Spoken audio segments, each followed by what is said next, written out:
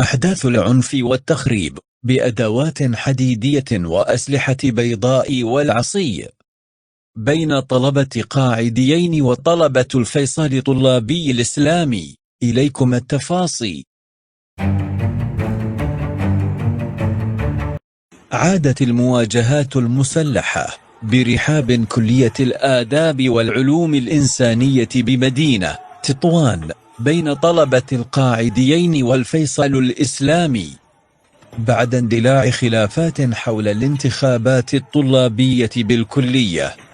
وخلفت المواجهات إصابات وجرحى في صفوف الفيصليين وخسائر بمرافق الكلية، حيث أبان عدد من الطلاب عن استيائهم، مما أصبحت تعيشه الكلية من مواجهات شبه يومية بين الطلبة بدل تحصيل العلم والمعرفة.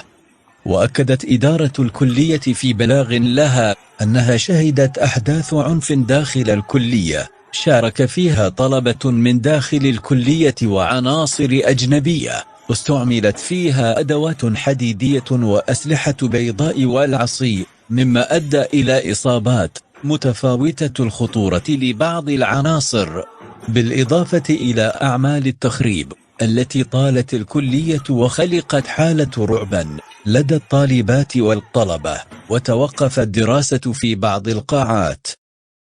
شكرا على المتابعة، ولا تنسوا الاشتراك في القناة ليصلكم كل جديد، والسلام عليكم.